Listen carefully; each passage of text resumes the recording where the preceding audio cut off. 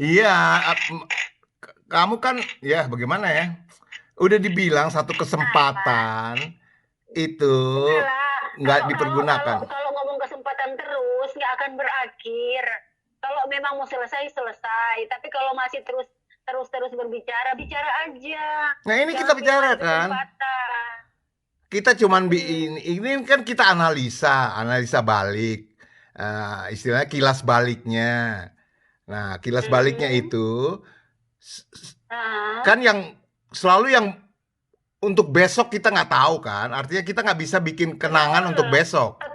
Setuju kalau untuk besok Oh kita nggak tahu ya, betul. memang mau Orang setuju atau jangankan untuk setuju, besok, untuk 5 menit ke depan, 1 jam ke depan, kita nggak dua tahu. jam 5 jam ke depan kita nggak tahu. Bah, makanya Eh, kita kan kalau kayak si Tajir bilang, itu ratusan tahun diulang-ulang segala macam. Nah, gue bilang lain kali kalau lu mau denger ratusan tahun yang ke depan. gue harus akui sama Tajir. Iya, selalu kenangan kan lima Baron menit yang lalu ngebahas dia bilang kalau kenangan itu. kalau Pak Ron ngebahas sesuatu itu dari set kembali ke A, dari A kembali ke W, W kembali lagi ke set, ulang. Kadang-kadang gini, wih, aku udah telepon capek kalau bilang kayak nonceng ngeluh habis deh pulsanya ini. Tapi emang gue kayak gitu kagak lah. Aku orang juga seneng mengobrol, aku juga orang seneng sosialisasi, aku juga orang yang nggak paranoid kayak mereka. Aku tipe Oh, orang pemberani, orang gila gitu loh. Karena orang corona nggak mau deket sama orang gila. Coba aja lihat tuh. Karena orang gila itu udah tahu menjaga jaraknya sendiri. Orang nggak jaga jarak aja mereka udah pergi jauh, apalagi kalau kita jaga jarak. oke, oke. Jadi 1,5 meter. Keren Oh, keren nggak? mau kebenarannya mau di ini ya. Dilegalisasikan kan? Harus Oh. dilegalit. Enaknya, walaupun kita ini aja Iya, kita belum jadi apa-apa udah kayak si Tajir bilang proyek saya ke Indonesia tuh proyek terbengkelai. Tiap tahun ke Indonesia mau cari jodoh terbengkelai tuh. Ada yang disiram terbengkalai, air, oh, terbengkalai, terbengkelai ya, terbengkalai. terbengkal, Bukan berkelahi, buka terbengkalai. dia terbengkelai artinya percuma gitu. Itu kata kasarnya. Terbengkalai itu artinya itu bukan percuma. Terbengkalai itu berarti yang dipinggirkan dulu, disampingkan Oh dulu, nggak tahu. tujuan utama belum tercapai. Itu yang namanya Oh, terbengkalai. tak tidak Tapi terjangkau. ke depan itu dia akan menyukseskan yang terbengkalai itu gitu. Makanya kita ke itu ke Malang. Yang terakhir itu kan disiram air. Maunya kita boleh disiram air. Turun kayak dari mobil bilang apa Bu Yeti, kalau mau nyiram air siram dengan penuh kasih. Gitu. Udah lewat itu bro, udah lewat, jangan bahas lagi itu bro. Mau dibahas? Oke, jadi kita ini, jadi kamu tuh ke Sunter itu apa namanya itu eh, masa lalu kan? Masa depan ke Sunter gimana? Iyalah. Iya, kalau masa depan kalau memang ada kesunter lagi kenapa tidak? Oh, udah nggak lagi, itu lagi udah nggak bilang Ya makanya internet kan internet aja sebenarnya katanya. kalau ke depan dengar dulu. Oke. Tadi tadi Pak Ron baru bilang kalau ke depan mau Hmm. kesunter lagi gimana? Aku bilang kalau kesunter lagi ya iyalah ada kesempatan ayo kalau enggak Jadi ngapain? Sunternya di Tonton mana? Di aja. tempat Mariana, di tempat Susi, apa di tempatnya Inge Chandrawat? Inge siapa namanya tuh? Inge siapa tuh? Udah lupa Di lagi. Bandara Jakarta, Cailah. Ya elah. Iya gue Andaikan inget ya. kau datang kembali. Iya gue inget tuh di Bandar Jakarta ya. Dia bilang saya mau bicara sama kamu. Ron. Oke. Saya Apa-apa yang kan ku saya itu memang nakal tuh. cari. Cailah gue nyanyi. Ini. Oh nyanyi sama si itu dong si Gue bukan Soraya. gue nggak bahas itu. Gue bahas pertama kali aku datang ke situ, baru gue bilang, andaikan kau datang kembali. Ngapain mau bahas yang orang nggak jelas begitu? Ih. Pertemanan diuangkan. Udah, gini Ya, deh. ya udah. Tahu kasih nomor teleponnya itu Apa? Pak RT kamu. Nanti saya Nggak bilang. ada. Aku udah diblokir sama dia. Jadi dia udah hilang kontak-kontaknya di aku. Enggak, maksudnya soal ini sembako. Saya kasih nomor teleponnya Maksudnya? Pak RT kamu. Nanti saya bilang, saya dobrak dia bilang Pak RT itu di Denpasar di gang apa namanya gang Gang Katulistiwa. Itu ada seorang Gang ibu kelinci. apa Gang Kelinci. Pokoknya terus tuh Pak RT udah bilang alamat yang jelas. Coba jangan main di Denpasar tuh gede. Denpasar Utara, Selatan, Timur. Kalau menurut si Mulia dia bilang, wah rumahnya jauh. Ini. Wah lu masuk gang, segala macem. Dalam hati gue, ye. Pantesan gue dilempar di Ya, hotel. ya memang lah.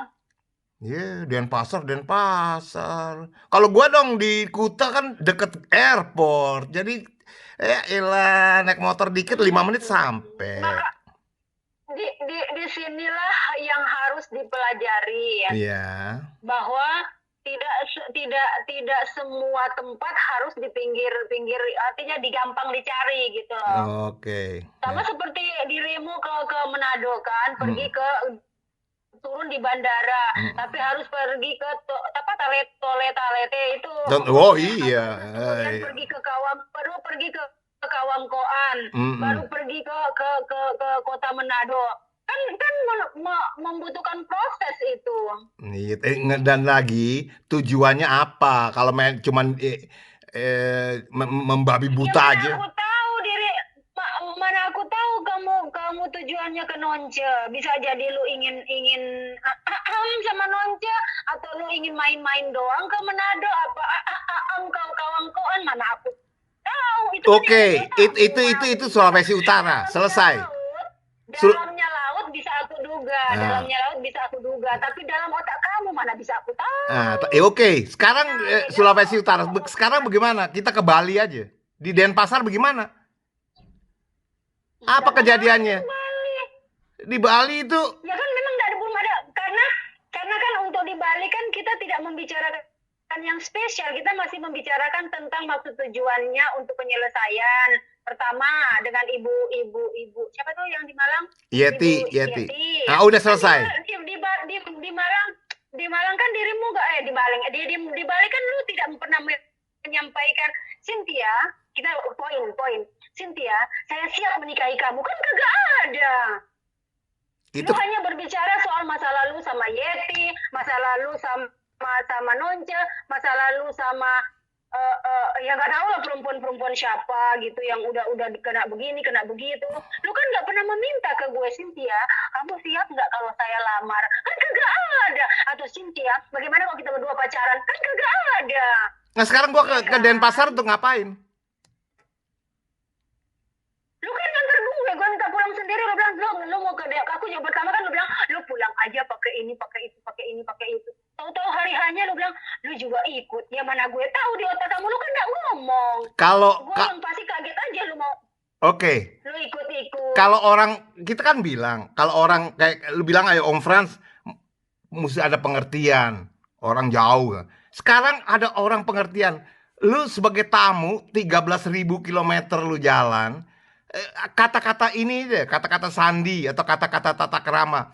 Ya itu deh mau tahu rumah saya di mana gitu. Ini enggak. Udah tuh hotel Oyo tuh lempar aja sana. Aku ulangin lagi terakhir kali aku ulangin lagi ya. Nah. Aku ulangin lagi sampai di Denpasar aku bilang yang pasti tidak bisa di tempatku dari awal jauh sebelumnya. Betul. Yang pasti nggak bisa di tempatku. Ingat baik-baik ya. Ini terakhir aku ngomong dan aku nggak akan mengulang-ulang lagi. Ini terakhir aku beri penjelasan. Sampai di Denpasar, kan aku udah bilang, aku ada pekerjaan.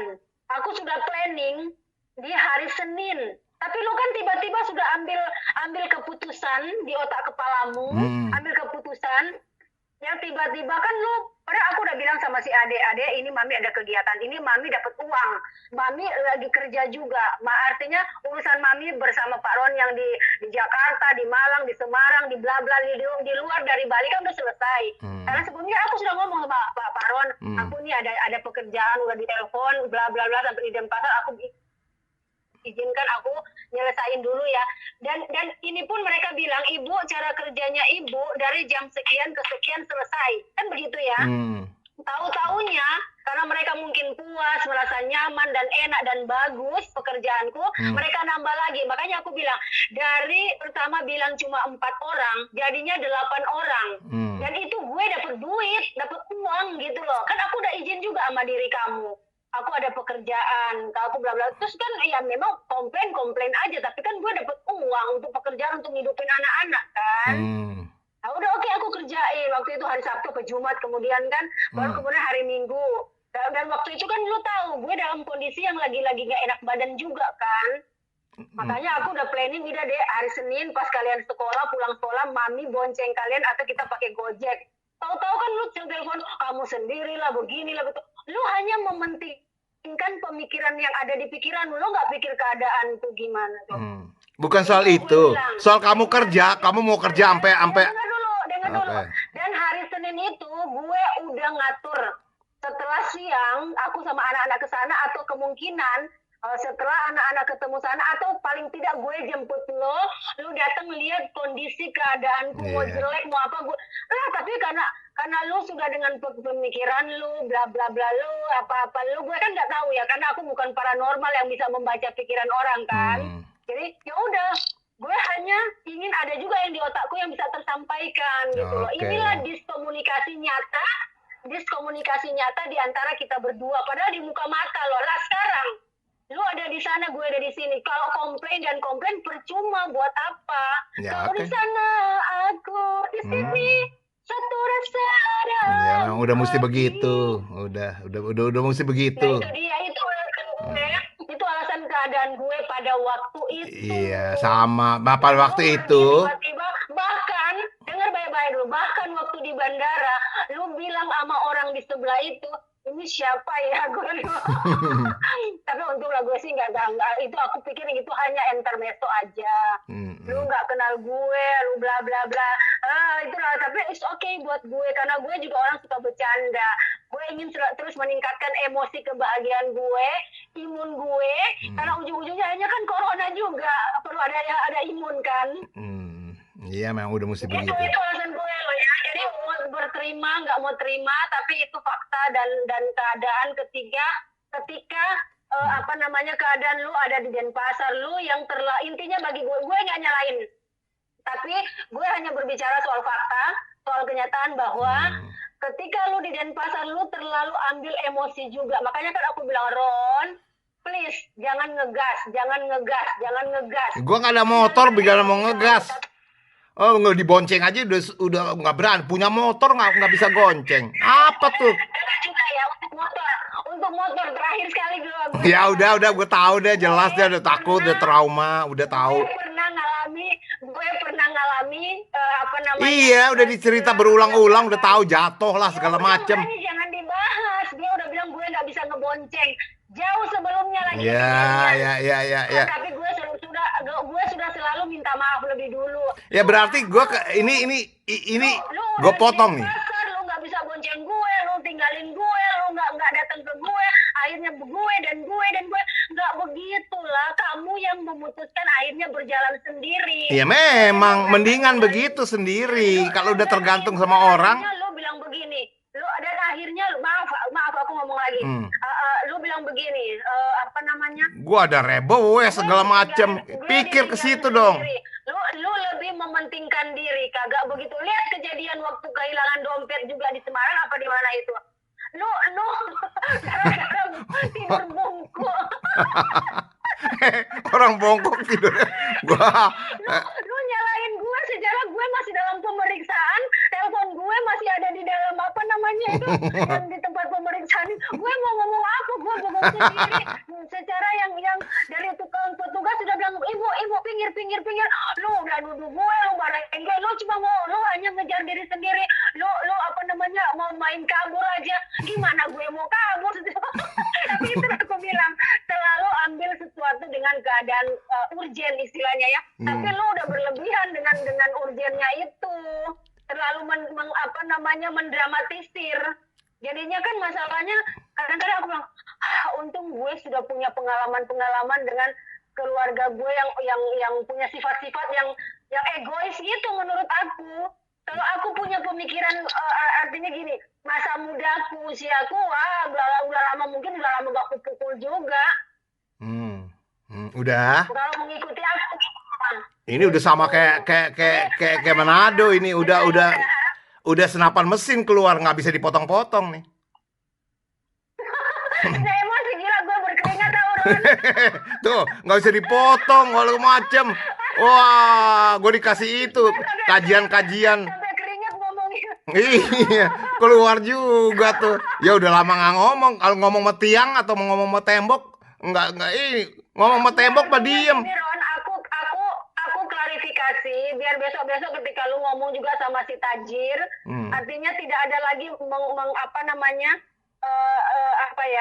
tidak terjadi lagi diskomunikasi bahwa yang di Denpasar mengabaikan kamu, bahwa akhirnya kan si Tajir bilang, lu ngapain juga ke Denpasar, jangan membuat segmen yang akhirnya gue pun akhirnya ada pemikiran negatif di mereka. Enggak, tapi orang kan boleh kan, itu kan pendapat, itu kan gratis kan, boleh kan? Boleh banget. Iya, kalau memangnya kamu itu diktator. Dengar dulu.